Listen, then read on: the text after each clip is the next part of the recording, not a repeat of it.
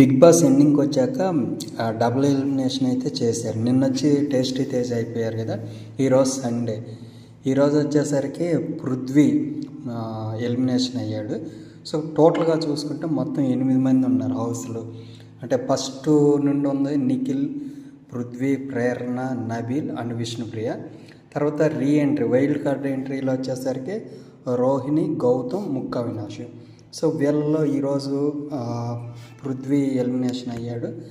దానికి వచ్చేసరికి చివర్లో అంటే గేమ్స్లో కానీ ఓటింగ్ తక్కువ ఉంది. ఈసారి ఓటింగ్ తక్కువ ఉండటం వల్ల పృథ్వీ బయటకు వచ్చాడు. సో పృథ్వీ బయట రావటం వల్ల అంటే టాప్ 5 కంటెస్టెంట్ కదా ఫస్ట్ నుండి అందరూ అనుకుంది. సో టాప్ 5లో లేకుండా చివరి ఇంక 2 వారాలకు వచ్చేసరికి పృథ్వీ ఎలిమినేషన్ అవటం అనేది అందరికీ షాక్కు గురి చేసింది. సో ఇక్కడ వచ్చి మనందరికీ తెలుసు నిఖిల్ తర్వాత పృథ్వీ ఎంత క్లోజ్ ఫ్రెండ్స్. సో ఒక విధంగా చెప్పాలంటే వాళ్ళ దళపతి సినిమా ఉంది కదా. సో ఆ రేంజ్లో మీమ్స్ కూడా చాలా వచ్చినాయి. తర్వాత సోనియా ఎప్పుడైతే వెళ్ళిపోయిందో వెళ్ళిపోయిన తర్వాత విష్ణుప్రియ వచ్చింది. సో విష్ణుప్రియకి ఎంత ఎమోషనో పృథ్వీ మీద అందరికీ తెలుసు. పృథ్వీ ఎలిమినేషన్ అవుతాడని తెలియగానే అందరూ షాక్ గురై విష్ణుప్రియ అయితే డైరెక్ట్గా ఏడ్ చేసింది. సో ఇంకా నిఖిల్ అయితే ఏం మాట్లాడాలో అర్థం కాని స్థితికి అయితే వెళ్ళిపోయాడు.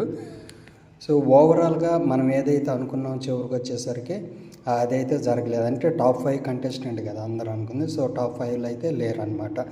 సో ఇప్పుడు నిఖిల్ ఏ విధంగా ఆడతాడు, తర్వాత విష్ణుప్రియ ఏ విధంగా ఆడిద్ది, టాప్ 5కి వచ్చేసరికి కంటెస్టెంట్లు ఎవరు ఉంటారనేది చూడాలి. ఇక్కడ ఇంకో విషయం ఏంటంటే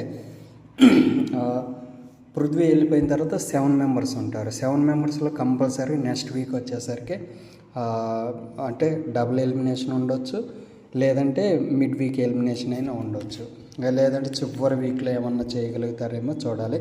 సో ఓవరాల్గా అయితే ఈరోజు పృథ్వీ ఎలిమినేషన్ అవడం అనేది అటు నిఖిల్కి కానీ విష్ణుప్రియకి కానీ చాలా షాక్. ఈ మధ్య నబీల్ కూడా వీళ్ళ గ్రూప్లోకి వచ్చారు కదా. నబీల్కి కూడా ఒక రకంగా షాక్ అనే చెప్పుకోవాలి. సో నబీల్ ఆట కూడా తగ్గింది కాబట్టి సో చివరికి వచ్చేసరికి చాలా టఫ్ ఉంది కాబట్టి చూడాలి.